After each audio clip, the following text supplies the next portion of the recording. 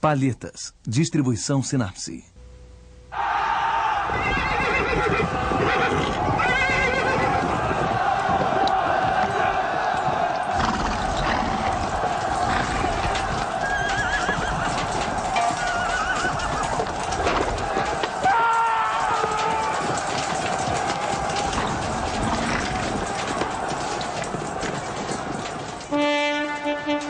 Algazarra na Toscana.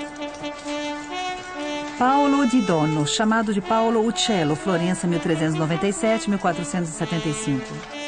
Batalha de San Romano, 1435-1440.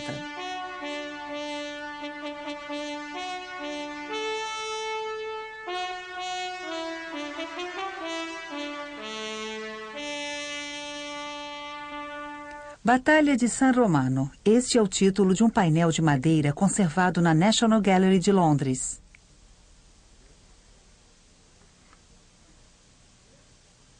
Um segundo painel encontra-se na Galeria degli Uffizi, em Florença.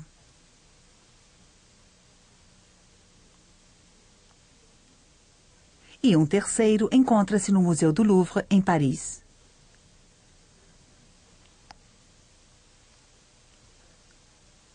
O quadro de Florença está assinado embaixo à esquerda sobre um escudo caído no chão. Pauli Uccelli Opus, isto é, obra de Paolo Uccello, ou seja, Paulo o Pássaro, nome artístico do florentino Paolo di Dono.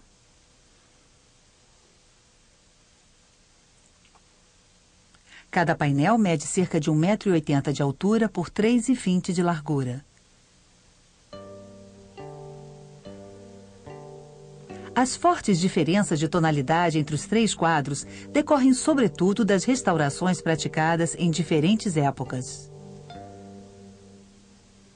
Os painéis são constituídos de várias pranchas de álamo horizontais, coladas e revestidas com uma preparação à base de gesso com longas faixas de tecido. O pintor marcou os contornos com a ajuda de incisões feitas no gesso com um estilete.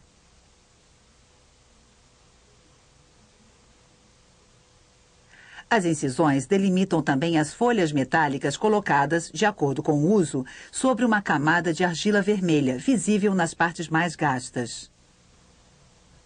Folhas de prata para as couraças. Folhas de ouro para os adereços dos cavalos ou para as trombetas. As folhas apresentam gravuras mais delicadas, feitas com estilete, e motivos decorativos regulares, feitos com a punção. Os pigmentos utilizados são correntes na época. A liga é a gema de ovo. As cores indicam a grande liberdade do pintor. Arreios de tons vivos, escudos coloridos, estandartes flamejantes são pretextos para justapor tons brilhantes. Só a grama e as folhagens são escurecidas. O pintor não hesita em pintar cavalos em tons de laranja, azuis ou vermelhos, excessos que lhe foram censurados. Os três quadros foram construídos segundo o mesmo modelo. Um cavaleiro ocupa o centro da composição. Ele está cercado por dois grupos compactos.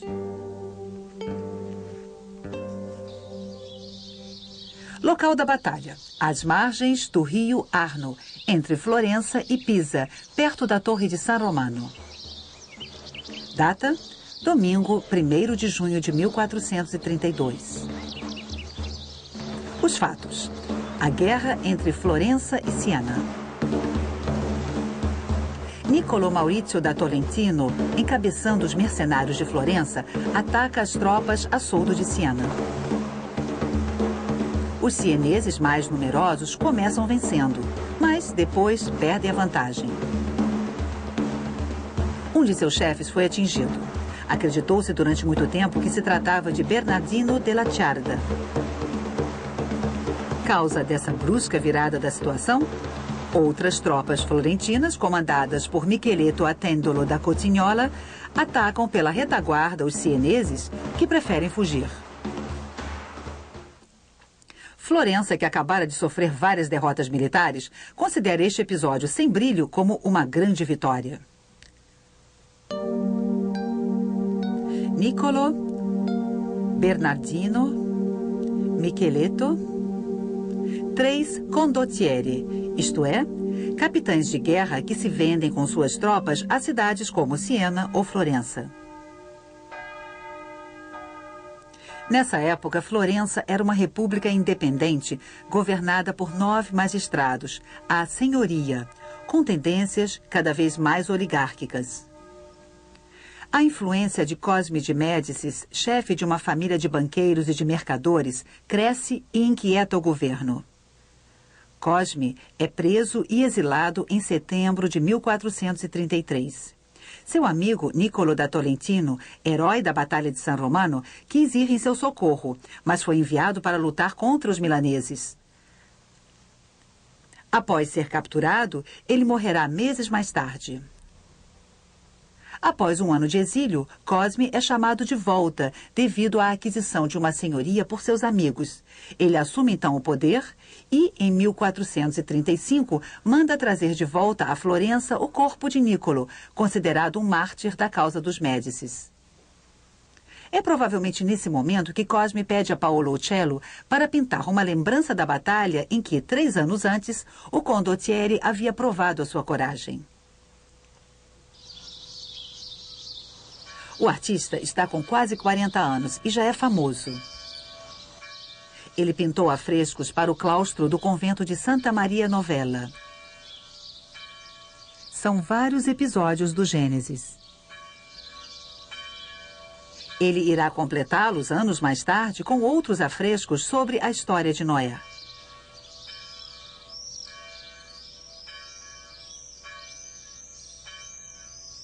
E, sobretudo, executou para a catedral o monumento a Sir John Hawkwood, Giovanni Acuto para os florentinos, um condottieri inglês que, em outros tempos, serviu a cidade. Este é um afresco em trompe-l'œil. Um túmulo serve como base para uma estátua equestre.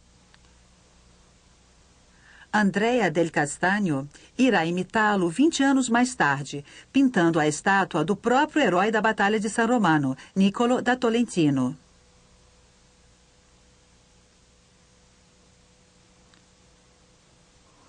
Os 3 painéis puderam ser identificados e atribuídos a Uccello graças a um inventário do Palácio de Médicis encontrado no início do século XX e que descrevia os lugares exatamente como eram em 1492, quando da morte de Laurent o Magnífico.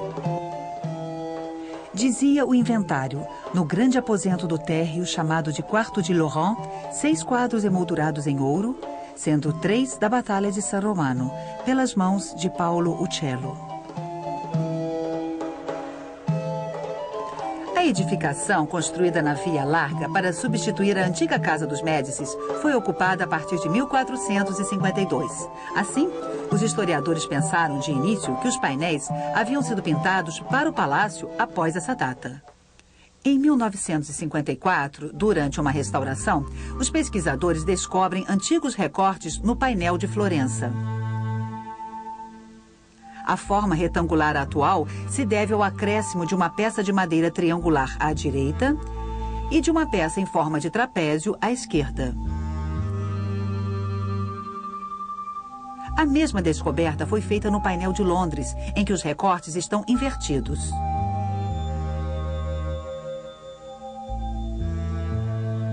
No painel de Paris, há um triângulo à esquerda e uma parte em forma de trapézio mais larga à direita. Finalmente, há uma emenda em retângulo embaixo à esquerda. Assim como as outras, ela é visível a olho nu. A parte recortada se adaptaria ao ângulo superior de uma porta.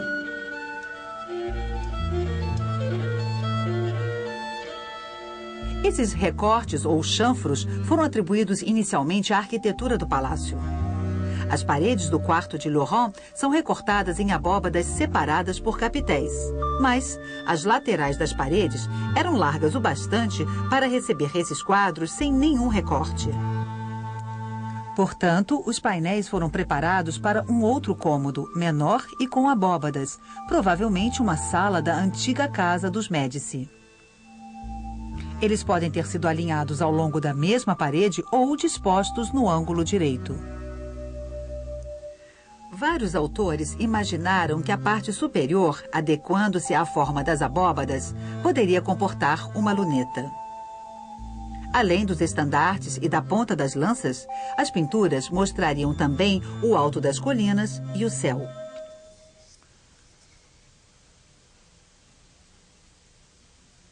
Em 1494, Pedro de Médici é expulso pelos florentinos. O palácio é pilhado.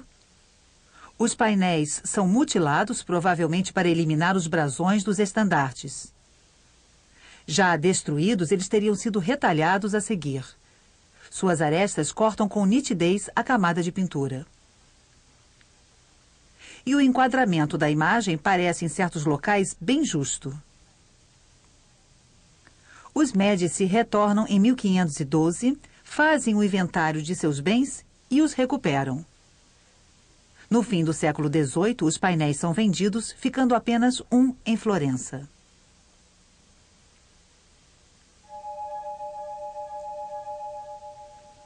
Paulo apaixonou-se pelos problemas da perspectiva. Nessa época, o arquiteto Leon Battista Alberti apresenta um método para construir uma imagem e define, ao mesmo tempo, o enquadramento da tela, o ponto de vista do pintor, as linhas e o ponto de fuga, a linha do horizonte e os raios de visão. A maioria dos pintores se apoia nesses princípios e utiliza, como suporte de sua perspectiva, a arquitetura e os pisos. Paulo terá uma atitude mais eclética, misturando as antigas práticas às teorias modernas. Em seus dois São Jorge, ele adota perspectivas com muitos pontos de fuga. Mas o pintor criará também imagens com um único ponto de fuga, como as pequenas cenas da predela de Urbino, intitulada O Milagre da Hóstia Profanada, ou ainda A Caça.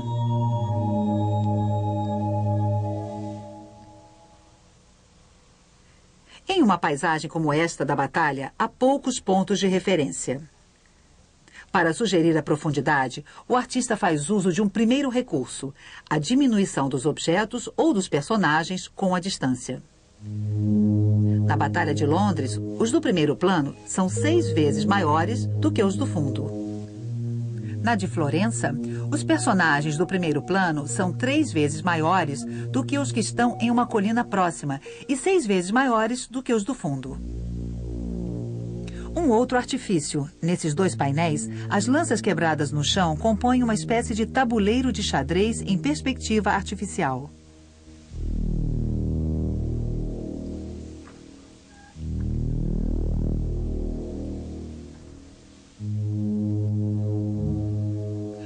No quadro de Paris, apenas as placas de grama parecem induzir linhas de fuga.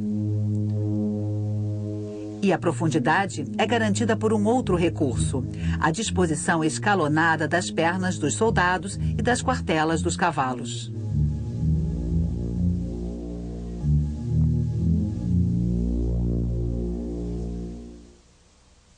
Uma imagem frequente é a do mazzocchio. De madeira ou de vime, é um tipo de chapéu apreciado pelos florentinos. É usado sozinho ou como armação para o turbante. O mazzocchio, com suas várias faces em perspectiva, é um dos mais difíceis de se executar. O pintor representa diversas vezes o mazzocchio, que aparece com frequência em suas obras, em especial em 2 das batalhas.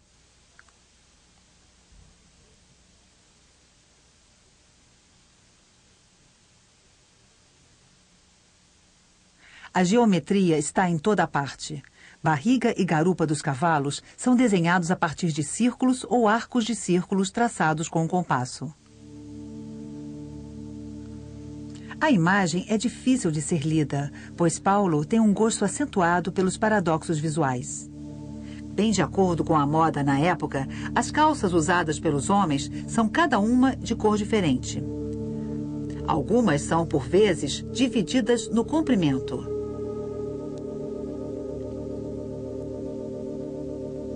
Dois cavaleiros correm.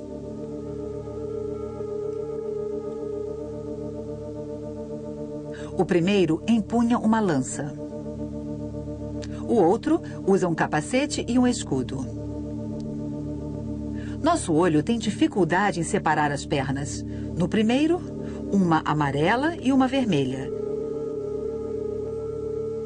No segundo, uma vermelha e uma amarela protegida por uma couraça.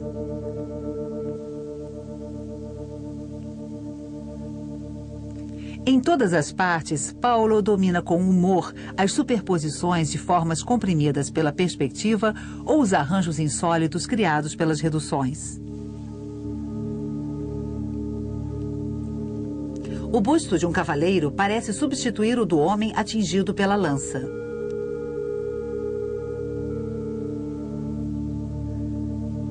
A testeira do cavalo do pajem parece se prolongar na armadura dos ombros de Niccolo, como se o animal se transformasse numa espécie de dragão ou de elefante.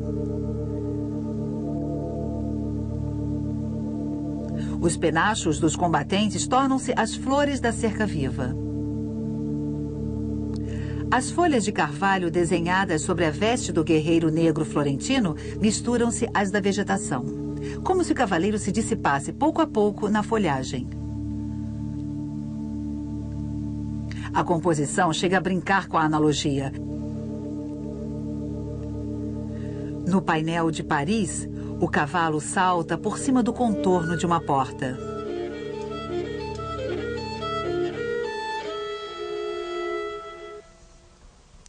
Nessas imagens dos combatentes, alguns só conseguiram identificar autômatos, armaduras vazias montadas sobre cavalos de pau que dão coices estáticos. No entanto, ao contrário, os painéis podem ser lidos como um tríptico à glória do movimento puro. Niccolo, ereto sobre seu cavalo empinado, dá o sinal de ataque levantando o bastão de comando.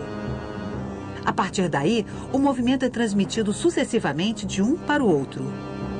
Dois lanceiros correm juntos. Suas posições parecem mostrar os estágios da competição. A mesma ilusão se vê no painel de Florença.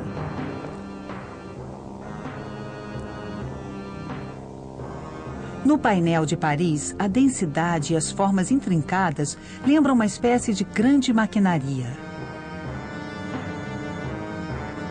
O mazzocchio do besteiro parece o pivô em torno do qual se movimentam as cabeças dos cavalos e seus cavaleiros. Os escudos, com desenhos dentados, são como engrenagens que prolongam essa mecânica.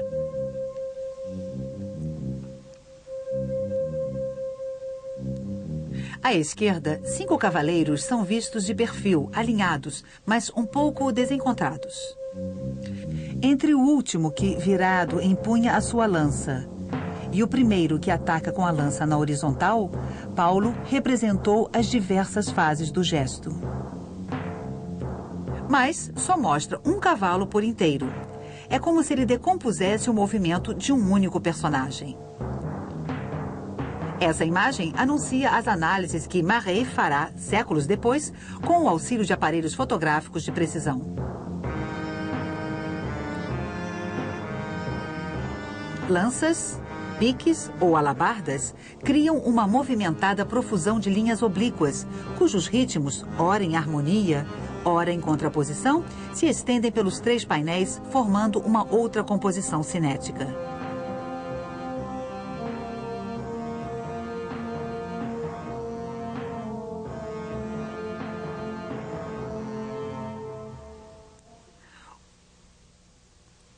Os painéis não são a simples aplicação de princípios geométricos. Eles são ricos em pequenos detalhes que fazem dessa crônica militar uma narrativa a ser decodificada.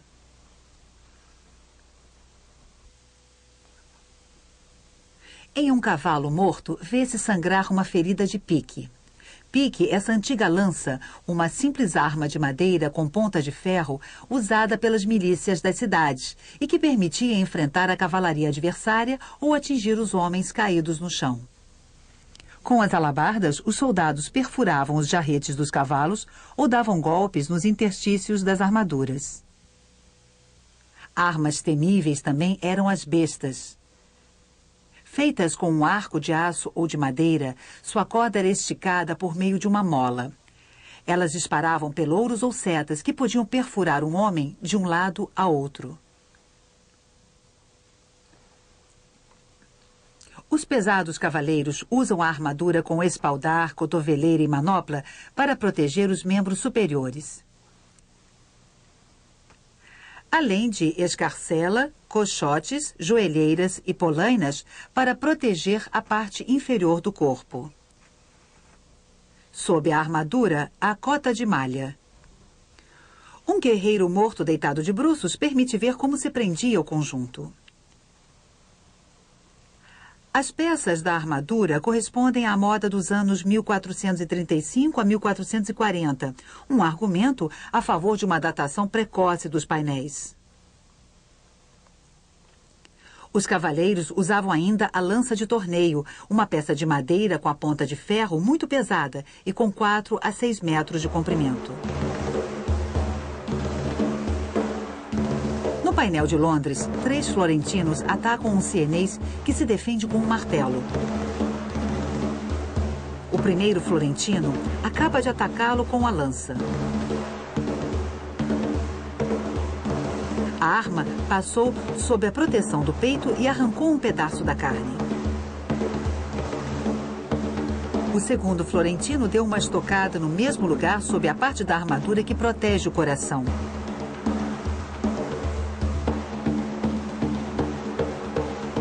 O terceiro dá um golpe no braço direito do sienês, que vive seus últimos instantes.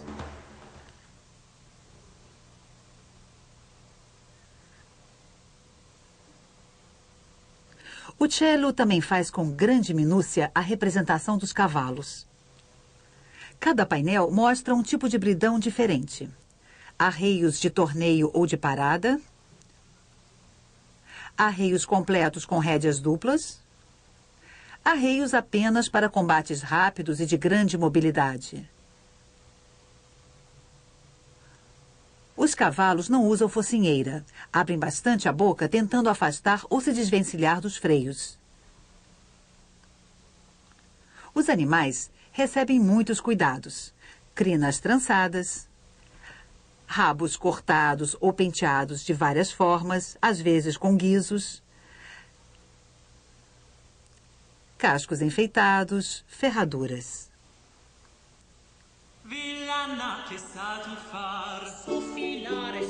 Ao centro do painel de Florença, no meio dos campos margeados de cercas vivas, um galgo sem dono corre ao longo dos caminhos sulcados, fazendo 3 lebres fugirem.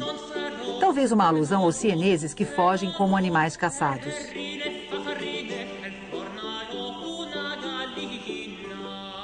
Em outra cena bucólica, vários personagens carregando ânforas se movimentam em torno de um poço ou de uma grande cesta.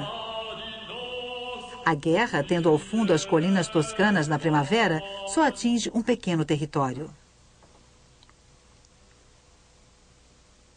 No painel de Londres, há muitas laranjeiras, símbolo de riqueza e fecundidade, acima dos florentinos, mais tarde vitoriosos. Uma cerca de rosas serve como fronteira entre a guerra e a paz. À direita, árvores de romã. Um cacho de romãs maduras, estouradas e como que sangrando, figuram como símbolo de morte e de heroísmo bem acima da cabeça do sienês encurralado.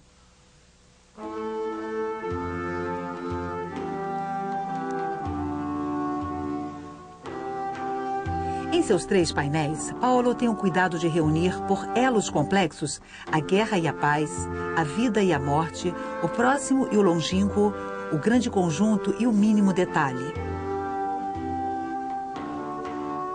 Ao mesmo tempo em que assiste à fúria da batalha, o espectador pode ver a diferença entre os garanhões e as éguas. Contar o número de pregos de uma ferradura? Ou aproximar-se do interior de uma arcada dentária. Os homens não são esquecidos. Longe de serem autômatos, como se imaginou, eles mostram uma enorme variedade de rostos, de expressões e de emoções.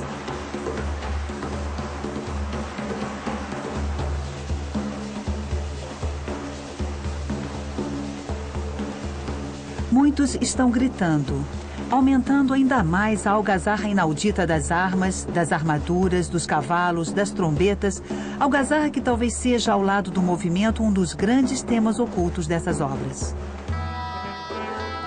Niccolò da Tolentino, bem diferente de seu outro retrato, pode ser reconhecido por seu alto turbante de brocado, combinando com seu manto vermelho.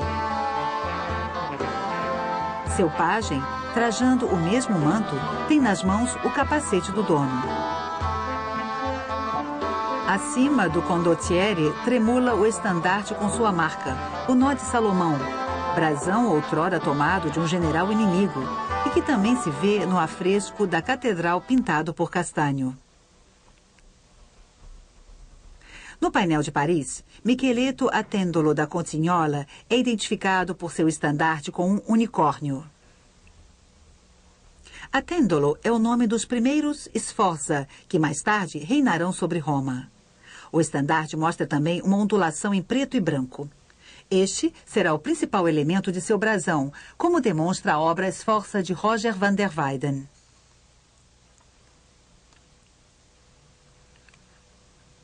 No painel de Londres, o cavaleiro negro é um attendolo, pois ele usa um colete com a mesma ondulação, prolongada com folhas de carvalho e arpões, motivos encontrados nas lanças quebradas no chão.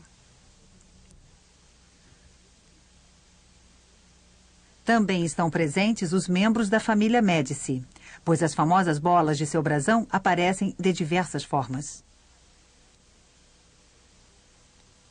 Sobre escudos caídos no chão, vemos o brasão da família sienesa dos Petrucci, que, outrora, havia causado sérias perdas aos florentinos. O cavaleiro sienês condenado perdeu o seu escudo, que o designa como um Petrucci. A revanche de Florença é estrondosa. Conta a tradição que Paolo di Dono passou a ser chamado de uccello, isto é, pássaro, porque adorava pintar pássaros. Mas essa história pode ser apenas uma lenda.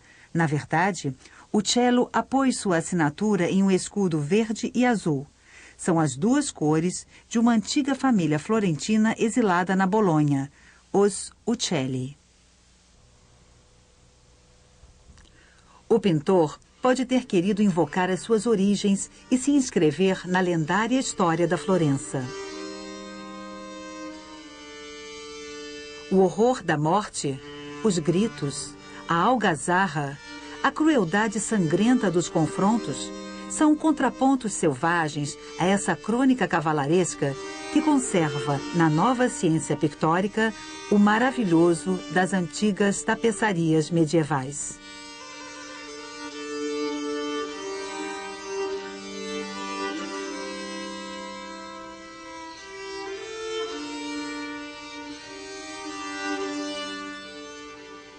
Versão brasileira Audio News.